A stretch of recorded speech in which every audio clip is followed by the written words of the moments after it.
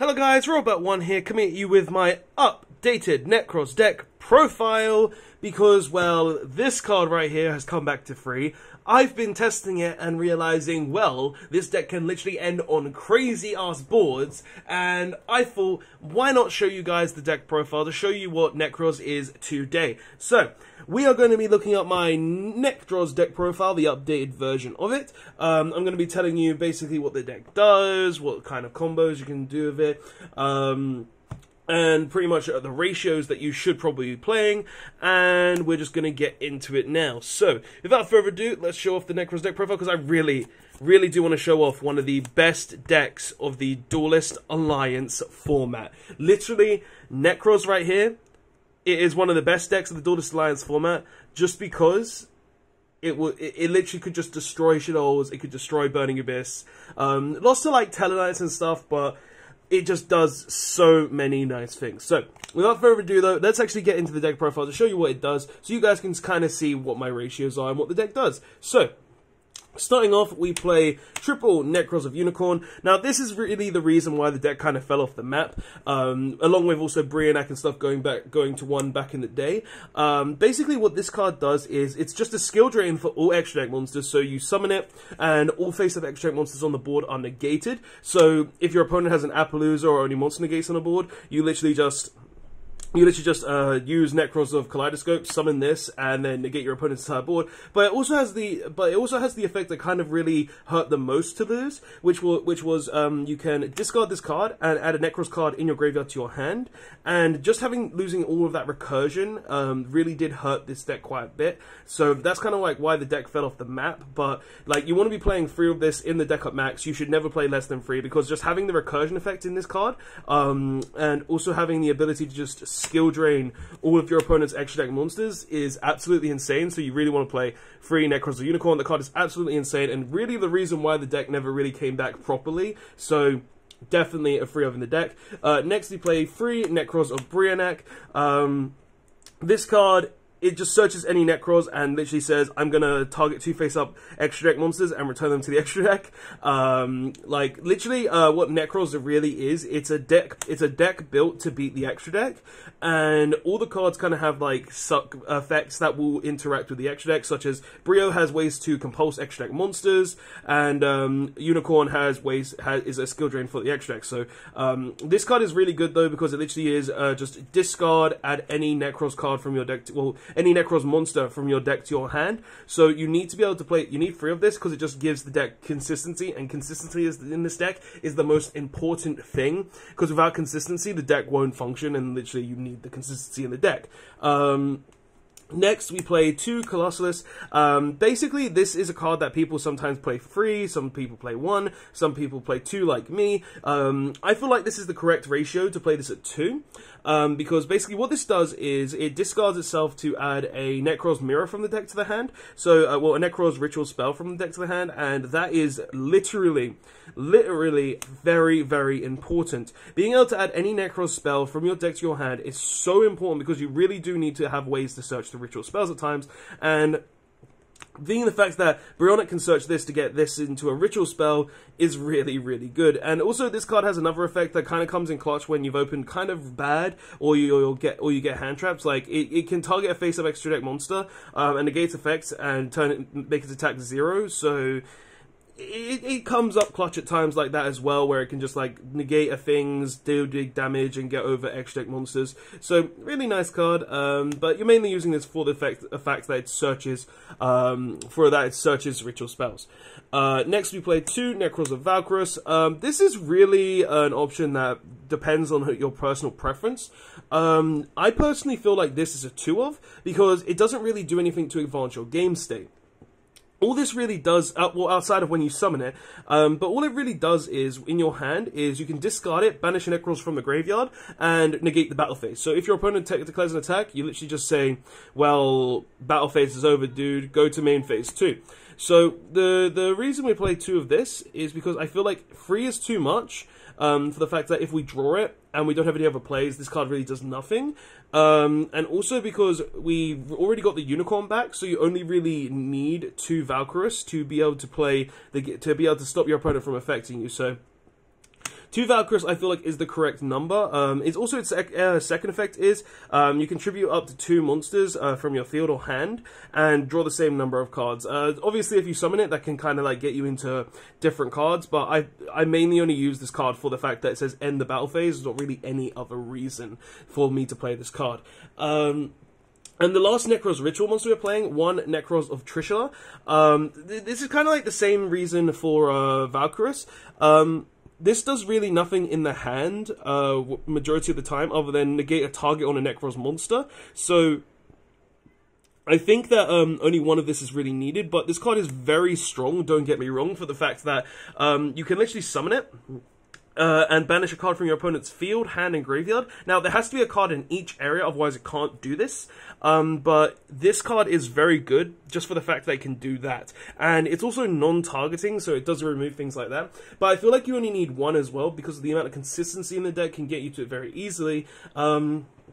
Also by having multiple ways to get to it. So, like, literally, Nekroz or Trishula, it's a really good card, but I feel like the fact that it doesn't really do anything in your hand if you don't have any other plays, along with the fact that its second effect to just prevent a target once, isn't the best. I feel like you only really need 1 of this card, and literally you can summon it multiple times thanks to Nekroz or Unicore, thanks to Nekroz of Nekroz Cycle. Like, there are multiple ways to summon it, so I feel like only really 1 copy of Nekroz of Trishula is required in the deck. So 1 Nekroz of Trishula, I feel like that's all you need. And then the last Nekroz monster, 1 Shrit Strategist with the Nekroz. Basically what this does is it can be used as a full tribute for any summon of a Nekroz monster.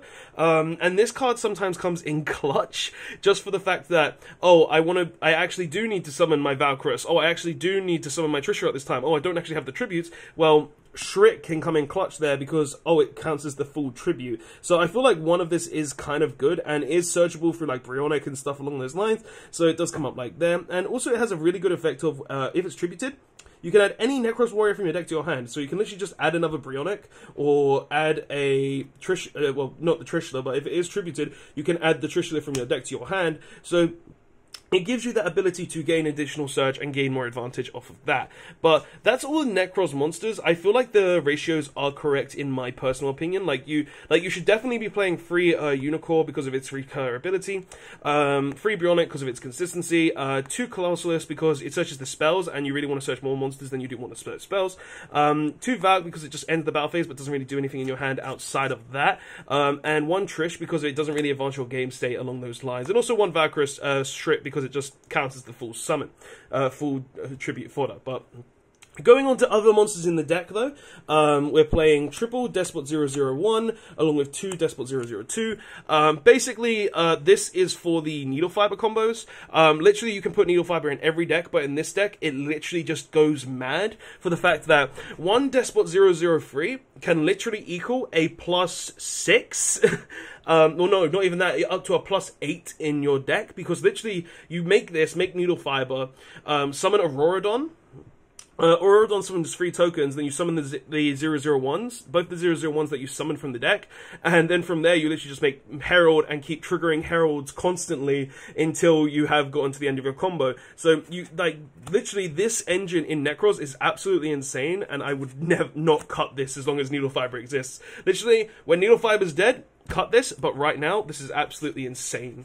But yeah, Despot engine, 1 Ben 10 and 1 Christia. Pretty much this is turn 1, you kind of want to aim for this sort of Christia on board, because literally this just says your opponent can't special summon, or neither player can special summon. So that's really all you really need to know. But the reason we play Christia over Vanity's Ruler is because basically if you can get 4 fairies in the graveyard very easily, and because we're playing the Despot engine, Despot 003 will take your normal summon, so you can't really tribute Vanity's Ruler. So playing Christia instead just means that if you get to that point where you're going to special summon Christia, then you can, and that's pretty much the reason why we play the Christia in the deck, because it just guarantees that you can always have the special summon, and majority of the time this will be the last card you summon in your entire combo, just to end up on like 6 monsters on board, like, and 5 cards still in hand at least. So these 2 are definitely needed in the deck. And also the last combo piece, one Mecha Phantom Beast Cult Wing. Pretty much what this does is when it's special summoned, you can special summon 2 Mecha Phantom Beast tokens. Now you don't care about the rest of its effects, but why you play this is because it allows you to make more Herald of Arclights. And pretty much turn 1, with the Despot 003 combo, you want to be making the Auroradon, go ahead, free tokens, summon Despots back, use 2 Despots to go into a 2 Herald of Arclight, make a Dagusta Emerald, and then put one of the Arclights back.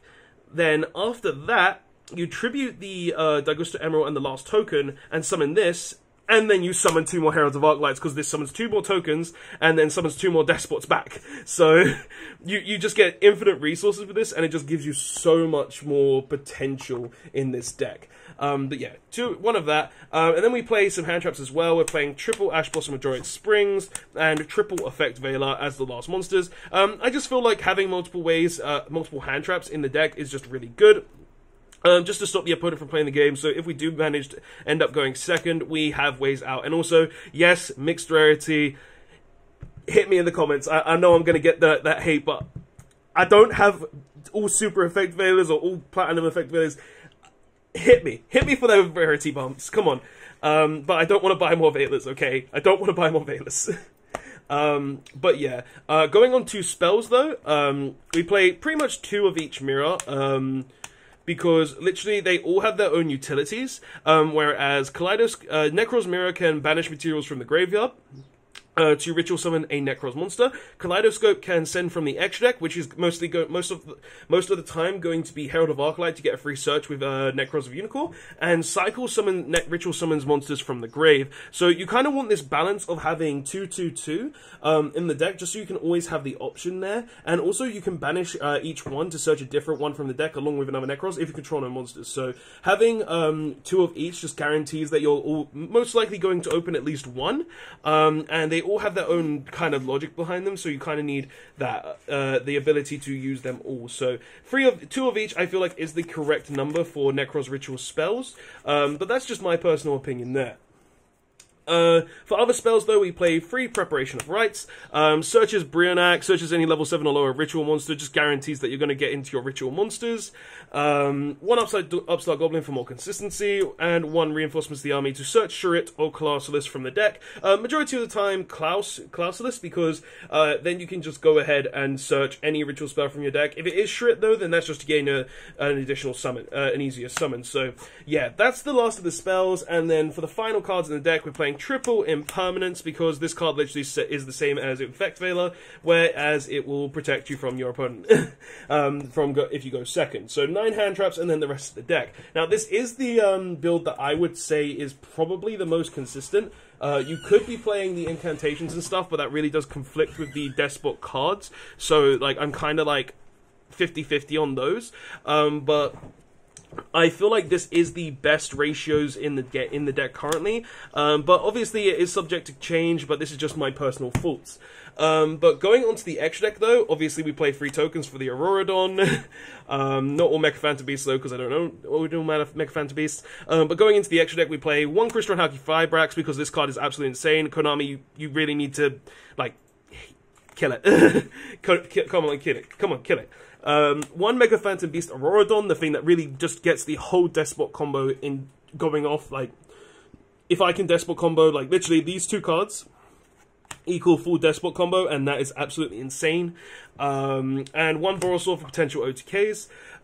Then we play 1 Duragaius because of Duragaius Guras, because it literally says you can summon 1 of your heralds back from the graveyard, and just good in general. 1 Abyss Dweller, because you will normally end on an Abyss Dweller along with your Nekroz of Unicore and your Christia. So you want to be playing at least 1 of this. Also, the fact that it's a free detach just says I can trigger Herald whenever I want. 1 Dagusto Emerald, because it shuffles back the Herald of Arclights. 1 Light Dragon Agnista, just for basic removal, also protection for your Christia if you don't want to make the Nekroz a Unicorn. So this will just give you that additional protection on the Christia on board, and also have a way to just pop cards your opponent has. So it's nice, and I've been testing it and I've been liking it.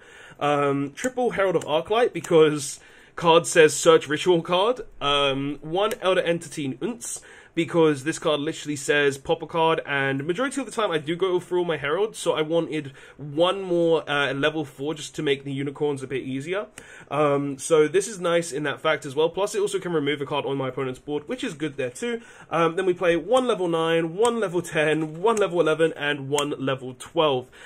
These can literally be whatever you want. These are just the levels for Kaleidoscope for when we want to summon Brio and no, not that one. Yeah, that one. When we want to summon Brio and Colossus, Brio and Unicore, Colossus and no, what is this one for again? It's for, I'm trying to remember. No, it's for Valk and Klaus, Valk and Klaus, and then this for Unicorn and Valk. Or Trish and Valk. No, you can't Trish for this one, I'm pretty sure. Maybe you can, I can't remember. It's been a while. But yeah, those are just the levels that I use those for. But guys, that is the deck profile. I have been doing quite a bit of testing with this. There will be a hand testing video as well, guys, coming up for this deck in the next few days, so please keep an eye out for that. But this is the deck profile for Nekroz. I really, really do like this deck. It is really dumb, the things that this card deck can do for going first. And going second, it is able to break boards as well, thanks to cards like Nekroz of Brionac and Nekroz of Unicore, and also Trish itself. So, guys, I hope you enjoyed the video. Don't forget to like, comment, and subscribe. Tell me what your thoughts are on my Nekroz deck profile. I'd love to hear your thoughts in the comment section below. And yeah, guys, don't forget to like, comment, and subscribe. Nekroz is back, baby, and I will see you guys in the next one. Robot1, signing out. Later all.